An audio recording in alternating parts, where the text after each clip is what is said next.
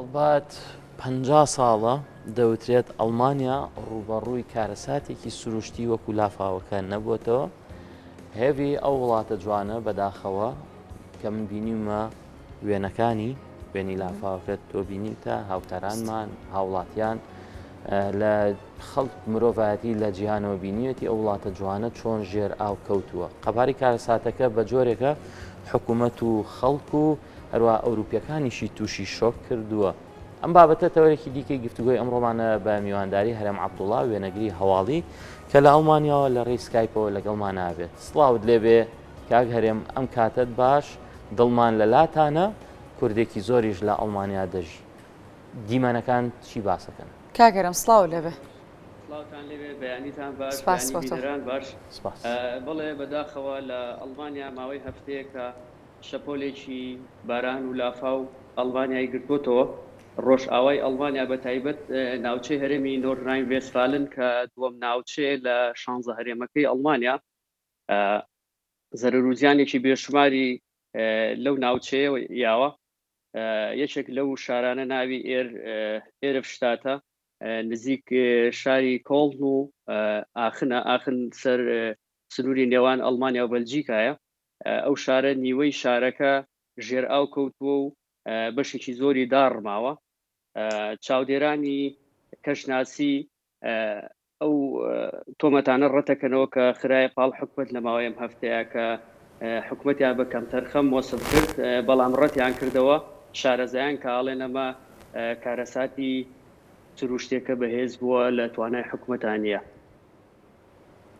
باشە کاکەرێم، ئەوەی کە تۆ بینیت زۆری سەرنج بوو بۆ تۆ چی بوو لە کاتی وێنەگرتنی ئەو ڕووداوە؟ لە ڕاستیە من نەمتوانیوە بەشدار بم لەبەر ئەوەی ڕێگەی گواستنەوە گەیاندن کێشەی تێکەوتووە، خەتی ئۆتۆبان پچڕانی تێکەوتووە، شەمە نەفەر و پاس ناتوانێت هات چۆ بکە. ئەوەی کە جێی سەرنجە خەڵکی ئەڵمانیا لە سۆسیال میدیا چالاکەوانەکانی کۆمەڵگەی مەدەنی کەوتونەتە خۆیان و ئەم ڕۆژ راپۆرتێکم خوێندەوە کە زیاتر بایی دەیان ملیۆن دۆلاریان کۆمەک بۆ ئەو خەڵکی ناوچەیە بۆ کردوتەوە. خواردن و پێداویستە سەرەتاییەکان زۆر کەس هەن با بڵێن ماڵ و سامانەکانیان تیا چووە لە سەر جادە خێمە وەکو با بڵێن فریاگوزاریی سەرەتایی شوێنیان بۆ دابین کردوون. خەڵکی خێرخواز و ڕێکخراوەکانی کۆمەڵگەی مەدەنی بەدەمیانەوە چوون بۆ هاوکاریکردنیان. کاگەرێم هۆکاری سەرەکی دەزانی لە ماوەی 2 ڕۆژە ئەوترێت هێندەی 2 مانگ باران باریوە، بەڵام بۆ لافاوەکە دروست بووە. کێشەکە لە چیە بە دیاریکراوی؟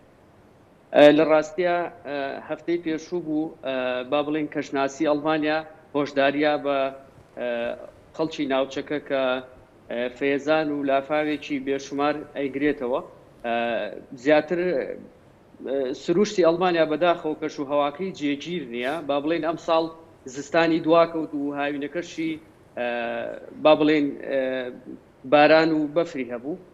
ئەم ساڵ هاوینەکەی زۆر زۆر سارد بوو کە لە مانگی حوتە بەفرباری لە هەندێک ناوچە. ئەوە زیاتر هۆکارەکانە گەڕێتەوە بۆ گۆڕانکاری کەش و هەوا. باشە کاگەرم باس سێواکەڵی هاوڵاتیانی ئەڵمانیا گلەی لە حکوومەتەکە دەکەن، بەڵام ئەمە کارەساتێکی سروشتیە. ینی بۆچی دەبێت گلەی لە حکوومەت بکرێ؟ گرفتەکە لە کوێ؟ بۆچی گلێکە بۆ شێوازە کراوە؟ ڕاستی دوێنێ فراو مێرکل گەڕایەوە بۆ ئەڵمانیا و سەردانی ئەو جێگەی کردوە. سەرۆکی ئەڵمانیاش پێرێ لەو ناوچەیە لێدوانە.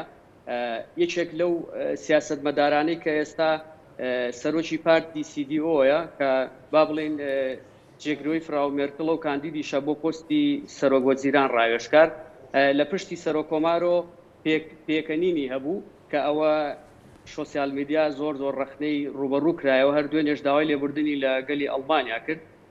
بابەتەکە ڕەبتی بە ئەوەیە کە با بڵێن ئەو مەنتیقەیە شوێنێکی سیاحیە، وەکو دوکانی سیاحی وەکو سەرچنار خەڵکی مەنتیقەکە خالویان لە نزیکی ڕووبارەکانە کردووە و چالاکەوان داوایان کردبوو کە بۆیان ڕێگری بوونایە خانوەکان دوورتر بوونایە بەڵام ئەمە شارەزایانی بواری کەشناسی ڕەتێکەنەوە کاڵێن ئەمە هۆکارەکەی بەهێزی کارەساتە سروشتێکەیە.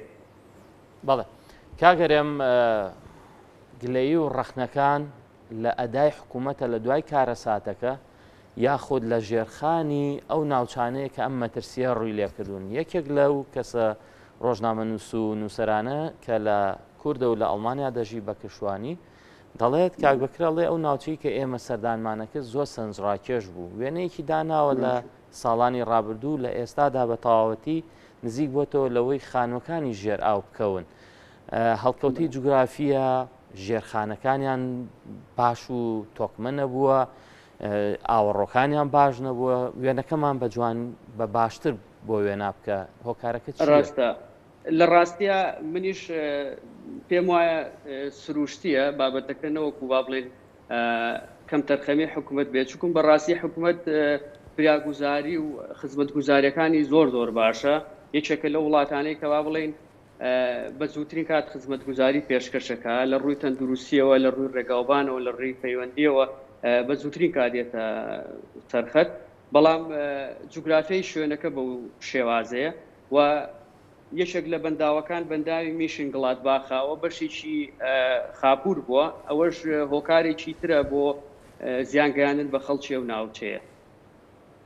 باشە کاگەرێم ڕێژەی زیانەکان گەیشتۆتە چه ئاستێک هیچ ئامارێکت لای سەبارەت بەم بابەتە؟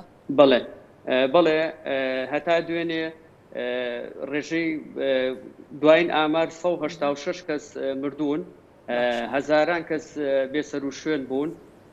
با بڵێن ماڵ و حاڵی خەڵک زۆر تووشی کارەسات بووە، ئۆتۆمبیل و شوێنە خزمەتگوزاریەکان زۆر خراپ بوون بەڕاستی.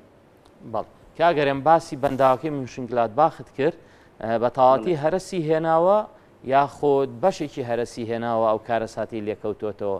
ئەی چی ئەکەن بۆ ئەوەی ئەو بەنداوە زوو چارەسەرێکی بۆ بدۆزرێتەوە؟ ڕاستە بەنداوی میشنگلاتباخ بەشێکی هەرسی هێناوە، بەڵام خۆشبەختانە توانیانە بە شێوازێکی کاتی بربەستی بۆ دابنێن بۆی هەرس نەکا. بەڵام من پێم وایە بە زووترین کات حکوومەت ڕێگە چارەیەکی تر بدۆزێتەوە بۆ چاکردنی ئەو بەنداوە. باشە کاگەرێم بۆم بابەتە حکوومەتی ئەڵمانیا پێویستی بە هاوکاری نێودەوڵەتی هەیە؟ تا ئێستا حکوومەتی ئەڵمانیا هیچ داوای هاوکاریی نەکردووە، ئەوەی منیش زانیاری مەبێ هیچ شوێنێک هاوکاری نەکردووە. بەڵام حکوومەتی ئەڵمانیا پارتە سیاسیەکان لەبەرەوەی مانگینۆ هەڵبژاردنە بە دۆخێکی هەستیارا تێپەڕێ و ڤایرۆسی کۆرۆناش یەکێکە لەو ئاستەنگانەی لە بەردەمی حکوومەتی ئەڵمانیا کە با بڵێن ئابووری ئەڵمانیای بەرەو خوار هێناوە و لە ئێستاشا نازام سەڵتم هەیە بەڵێ گوێمان لێتە فەرموو ببورن. لە ئێستاشا بەهۆی گۆڕانکاری بەسەر ڤایرۆسی کۆرۆنا ناسراو بە دالتا ئەوەش ئاستەنگێکی تری داناوە. دوێنێ شەو درەنگانێک هەواڵێکم بەرچاو کەوت کە وڵاتی هۆڵندا، وڵاتی یۆناان و وڵاتی دانیمارک ئەوە بە ناوچی مەترسیدار دەستنیشانکراون لە ئێستاە. هەتا 12 شەو مۆڵەت هەبوو بۆ هەر کەسێک بگەڕێتەوە لە دوای ئەو بەروارە پێویستەکە کاگەرێم ئێمە با دواپرسیارت لێ بکەین ئەوەندەی زانیاریت هەبێت و ئەوەندەی ئاگاداربی هیچ کوردێک لەم لافاوەی چەند ڕۆژی ڕابردووی ئەڵمانیا زیانی بەرکەوتووە؟ بەڵێ بە دڵنیایەوە من لەگەڵ چەند هاوڕێکمان قسەم کردووە نزیکن لە شاری کێڵنەوە زیانیان بەرکەوتووە و ماڵەکەیان لیتە و دار و پەردووی خان و ڕووخاوەکان کێشەی بۆ دروست کردوون. بەڵێ کاکەرێم سوپاس بۆ سانیارەکان، زۆر سوپاس بۆ هەرێم ئەبتوڵە. ویستم شتێکتان پێ بڵێم ببورن ئەگەر هەبێت. لەم ڕۆژانەی پێشوودا 4 کەس بە تۆمەتی دزیکردن دەستگیر کراون کە فرسەتیان هێناوە لەو کاتانەیە دزی بکەن. بەڕاستی ئەوە تا ئێستا ناسنامەیان ئاشکرا نەکراوە کە چێن و سەر بە خەڵکی چ وڵاتێکن و چالاکەوانە بەدەنیەکان خەڵکی خۆبەخش داوایان کردووە کە هاوکاری حکوومەت بن. زۆر کەس و کوردی خۆشمان چوون بەشداریان کردووە، هاوکاریان پێشکەش کردووە.